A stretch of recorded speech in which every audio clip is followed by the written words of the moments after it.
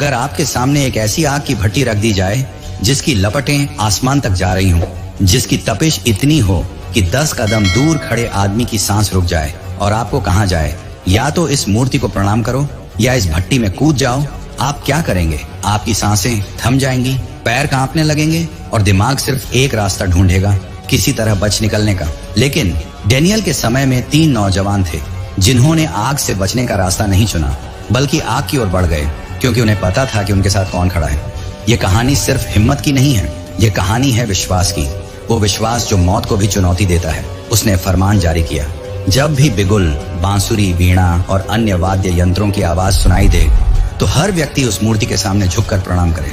जो कोई नहीं झुकेगा उसे तुरंत आग की जलती भट्टी में डाल दिया जाएगा। बाबुल का साम्राज्य दुनिया का सबसे ताकतवर राज्य, उसका राजा नबूकदनेस्सर, उसकी आवाज, उसका आदेश पूरा देश मानता था।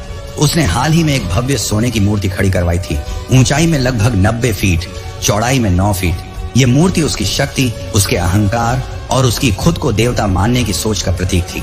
उसकी ऊंचाई इतनी थी कि धूप में उसकी चमक आंखों को चुभने लगे, और उसका चेहरा ठीक राजा की तरह, मानो बाबुल के हर दिल पर अपनी छाप छोड़ने के लिए बना हो। उस दिन कोई सामान्य उत्सव नहीं था, ये एक आदेश का दिन था। राजा के संदेशवाहक की आवाज पूरे मैदान में गूंज रही थी।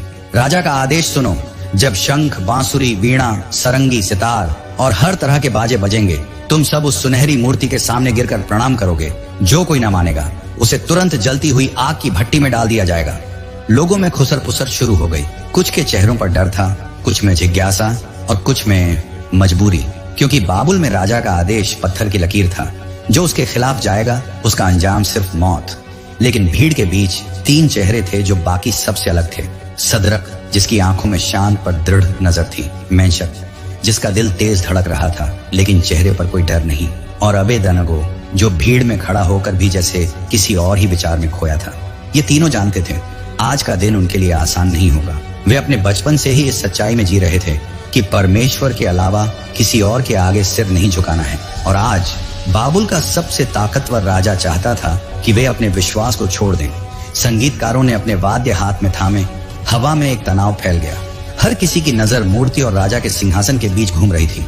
और फिर एक लंबी गूंजती हुई ध्वनि के साथ बाजे बजने लगे।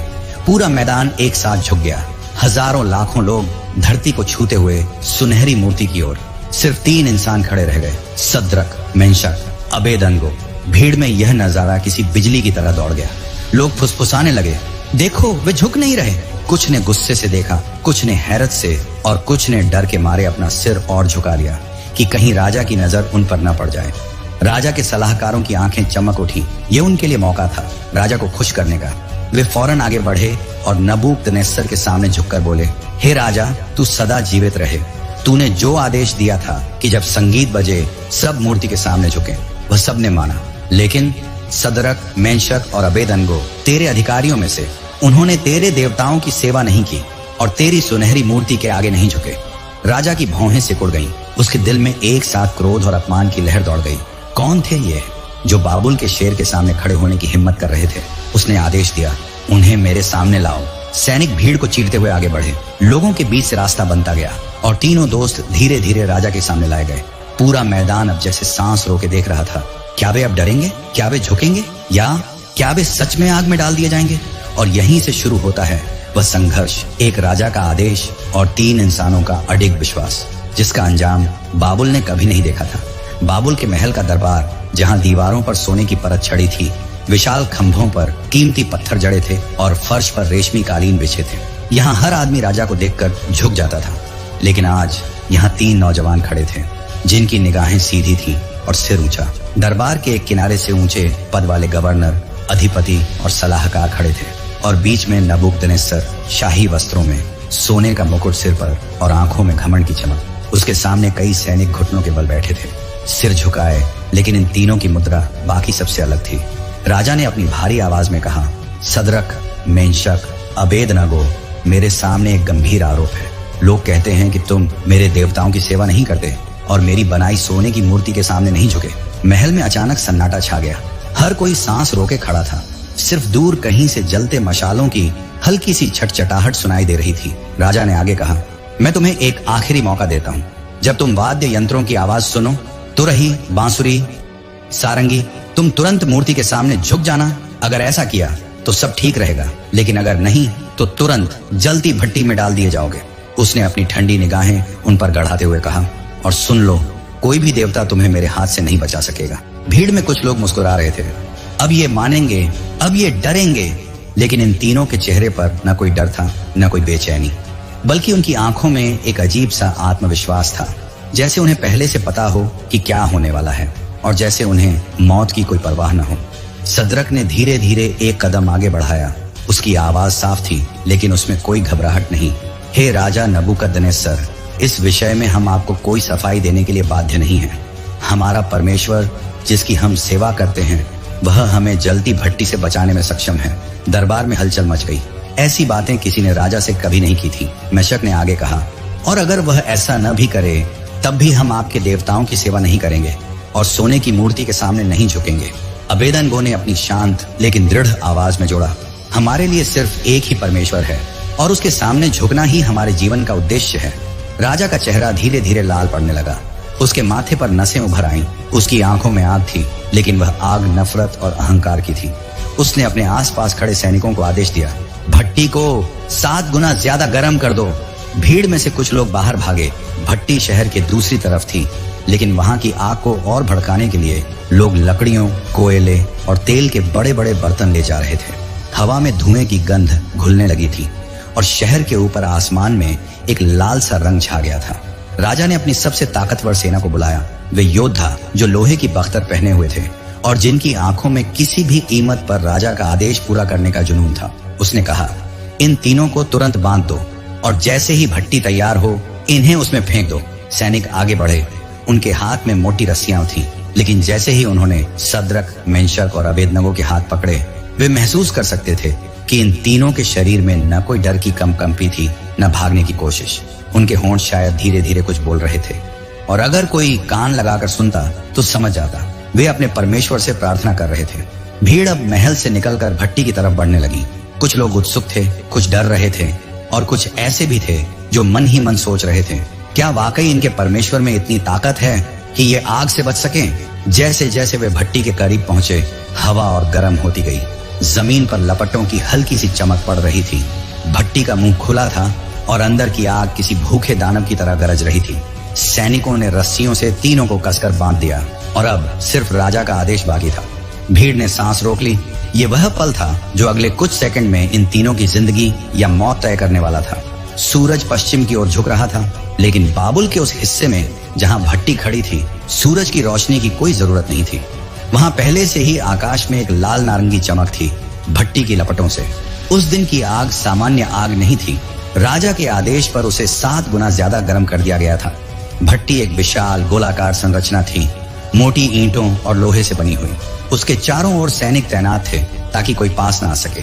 ऊपर से धुएं के काले बादल उठकर आसमान में फैल रहे थे और हर लपट बाहर निकलते ही जैसे हवा को भी जला देती थी। भीड़ धीरे धीरे वहां पहुंच रही थी। कोई अपने बच्चों को कंधे पर उठाए देखना चाहता था, कोई दूर से ही खड़ा था। कानाफूसी चल रही थी, क्या ये बचेंगे? नहीं, इतनी आग में कोई कैसे जिंदा रह सकता है? लेकिन ये तो अजीब है, इनकी आंखों में डर क्यों नहीं है? सदरक, मेशक और अबेदनगो को भारी लोहे की जंजीरों और मोटी रस्सियों से बांध दिया गया था। सैनिक उन्हें दोनों ओर से पकड़े हुए थे, लेकिन उनके कदम धीमे और स्थिर थे, जैसे वे मौत की ओर नहीं बल्कि किसी वचन की पूर्ति की ओर जा रहे हों। राजा नबूकदनेस्सर सोने के शाही वस्त्र पहने अपने खास मंच पर खड़ा था। उसके चारों ओर अधिकारी, गवर्नर और सलाहकार खड़े थे। उसकी आंखें तीनों पर टिकी थीं और उसके होंठों पर एक ठंडी कठोर मुस्कान थी। अब देखते हैं किसमें इतनी हिम्मत है कि मेरे आदेश की अवहेलना करे। सैनिकों ने तीनों को भट्टी के ठीक सामने ला खड़ा किया। उस क्षण गर्मी इतनी थी कि पास खड़े लोग भी अपने चेहरे कपड़ों से ढक रहे थे। दूर खड़े लोग अपने मुंह पर हाथ रखकर सांस रोकने की कोशिश कर रहे थे, लेकिन राजा के सबसे ताकतवर योद्धा भारी बख्तर पहने आगे बढ़े।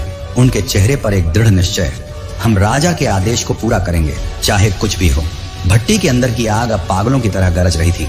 लपटें ऊपर की ओर ऐसे उठ रही थीं मानो आसमान को छू लेंगी। गर्मी का असर ऐसा था कि भट्टी के आसपास की लोहे की सलाखें लाल हो चुकी थीं। एक सैनिक ने बाकी से कहा, तैयार हो जाओ। दूसरे ने अपनी पकड़ और मजबूत कर ली। राजा ने हाथ उठाया। यह संकेत था कि अब आदेश बस आने ही वाला है। उसी क्षण सदरक ने अपनी आंखें बंद की और होंठों से एक धीमी प्रार्थना निकली, हे हमारे परमेश्वर, तेरा नाम पवित्र है, चाहे हम जलें या बचें, तेरा ही महिमा हो। मेंशक ने हल्की मुस्कान दी, मानो उसे पहले से पता हो कि यह अंत नहीं है। अबेदनगो ने अपनी निगाहें आसमान की ओर उठाई, जैसे वह किसी अदृश्य शक्ति को देख रहा हो। राजा ने अपनी भारी आवाज में कहा, उन्हें आग में डाल दो। सैनिकों ने एक ही झटके में तीनों को उठाया और जैसे ही वे भट्टी के मुंह के पास पहुंचे, कुछ ऐसा हुआ जिसकी किसी ने कल्पना भी नहीं की थी। भट्टी की लपटों ने इतनी तेजी से बाहर की ओर छलांग मारी कि जो सैनिक उन्हें पकड़े हुए थे वे खुद ही लपटों में घिर गए। उनकी चीखें चारों ओर गूंज उठी और अगले ही पल वे जमीन पर गिर पड़े, जलकर राख हो गए। भीड़ सन्न रह गई, लेकिन आदेश का पालन होना था। बाकी सैनिकों ने पूरी ताकत से सदरक, मेंशक और अबेदनगो को धकेल दिया और वे भट्टी की जलती हुई आग में गिर गए। भट्टी का मुंह तुरंत बंद कर दिया गया। बाहर खड़े लोग चुपचाप देखने लगे। कुछ ने सिर झुका लिया, कुछ ने आंखें बंद कर ली। हर कोई यही सोच रहा था, अब इनका अंत हो चुका है। लेकिन राजा की आंखें भट्टी से हट नहीं रही थी। उसके चेहरे पर एक अजीब सी जिज्ञासा थी, मानो वह इंतजार कर रहा हो किसी खास पल का, किसी सबूत का कि उसकी ताकत सबसे ऊपर है। उसे नहीं पता था कि अगले कुछ पल में उसकी सोच हमेशा के लिए बदलने वाली है। भट्टी का मुंह बंद हो चुका था।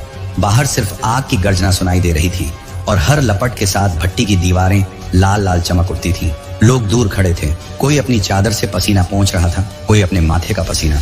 सभी मान चुके थे कि सदरक, मेंशक और अबेदनगो अब इस दुनिया में नहीं रहे। लेकिन राजा, वह चुप नहीं था। वह अपने मंच से भट्टी की ओर टकटकी लगाए देख रहा था। उसकी आंखों में एक अजीब सी बेचैनी थी। शायद यह जिज्ञासा थी, शायद यह अहंकार का संतोष, या शायद कुछ और जिसे वह खुद भी समझ नहीं पा रहा था। समय बीतता गया। 1 मिनट, 2 मिनट, 3 मिनट। इतनी गर्म भट्टी में कोई एक पल भी कैसे जिंदा रह सकता है? यह सोचकर कुछ लोग आपस में धीरे धीरे बातें करने लगे। अब तक तो सिर्फ राख ही बची होगी। हाँ, राजा ने देख लिया कि उसके आदेश के आगे कोई नहीं टिक सकता। लेकिन तभी राजा की भौहें सिकुड़ गईं। उसने अपनी आंखों को थोड़ा तिरछा कर भट्टी के अंदर झांकने की कोशिश की। पहले तो धुएं और लपटों के बीच कुछ समझ नहीं आया, लेकिन कुछ सेकंड बाद उसका चेहरा बदलने लगा। पहले हैरानी, फिर अविश्वास, फिर आंखें पूरी खुल जाना। राजा ने अचानक अपने सलाहकार की ओर मुड़कर कहा, क्या हमने आग में 3 आदमी नहीं डाले थे? सलाहकार हड़बड़ाया, हाँ महाराज, 3 ही थे। राजा की आवाज में अब एक झटके का कंपन था। तो फिर मैं 4 देख रहा हूँ। भीड़ चुप हो गई। सबने राजा की ओर देखा, जैसे वह कोई मजाक कर रहा हो। लेकिन राजा ने अपने हाथ से इशारा किया, देखो देखो अंदर। लोगों ने सावधानी से भट्टी के पास जाकर अंदर झांकने की कोशिश की।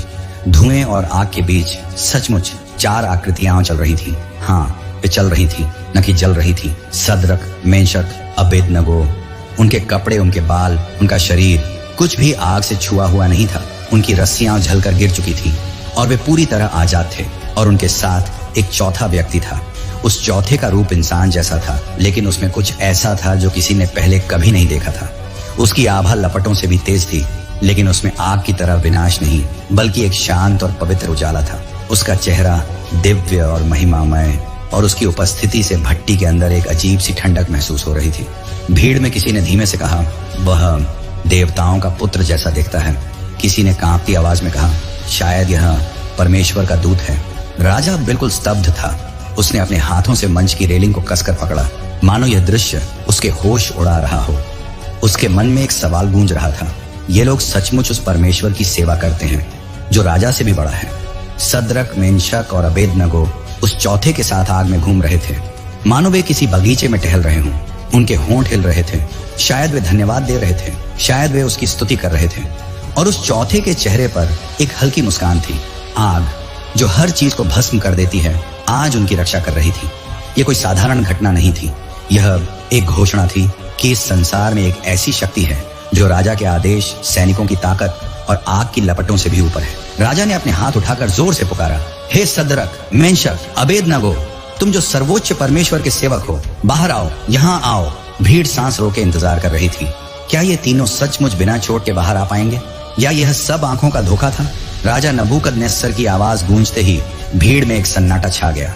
हर निगाह भट्टी के मुंह पर टिक गई। लोगों के दिलों की धड़कनें जैसे थम गईं। कोई भी अपनी पलक झपकाने की हिम्मत नहीं कर रहा था। भट्टी का मुंह खोला गया। गर्म हवा का एक तेज झोंका बाहर निकला, जिससे पास खड़े सैनिक पीछे हट गए। लेकिन उस गर्मी में एक अलग ही ठंडक महसूस हो रही थी, जैसे भट्टी के अंदर किसी और ही दुनिया का मौसम हो। धुएं के बीच पहले एक हल्की सी छाया दिखाई दी, फिर एक आकृति, सदरक। उसका चेहरा शांत, कदम स्थिर। उसके कपड़ों पर आग का एक भी दाग नहीं था। उसके पीछे मैशक, उसकी आंखों में चमक, जैसे उसने अभी अभी स्वर्ग का दर्शन किया हो। फिर अबेदनगो, उसके चेहरे पर गहरी कृतज्ञता और एक हल्की मुस्कान। और जैसे ही वे तीनों बाहर आए, भीड़ में एक हलचल मच गई। लोग एक दूसरे को धक्का देते हुए आगे बढ़ने लगे। कोई देखना चाहता था कि उनके कपड़े सचमुच नहीं जले। कोई उनके बालों को देख रहा था कि क्या उन पर धुएं का भी असर है। लेकिन सबसे हैरान कर देने वाली बात यह थी, उनमें आग की गंध तक नहीं थी। हाँ, न बाल झुलसे, न कपड़े फटे, न त्वचा पर जलने का कोई निशान, और न ही उस भयानक धुएं की बदबू। राजा के अधिकारी, गवर्नर और सलाहकार पास आए। उन्होंने अपने हाथ से उनके कपड़ों को छुआ और जैसे ही महसूस किया कि वे पूरी तरह सुरक्षित हैं, उनके चेहरे पर अचंभे की लकीरें खिंच गईं। कोई कुछ बोल नहीं पा रहा था, मानो सबके शब्द आग में जल गए हों और बस मौन बाकी रह गया हो। राजा नबूकदनेस्सर अपने मंच से उतरा। उसकी चाल धीमी थी, ना गर्व ना गुस्सा, बस एक गहरी सोच में डूबा चेहरा। वह उनके सामने आकर रुका और कुछ सेकंड तक उन्हें देखता रहा। फिर उसकी भारी आवाज गूंजी, धन्य है सदरक, मेंशक और अबेदनगो का परमेश्वर, जिसने अपना दूत भेजकर अपने दासों को बचाया।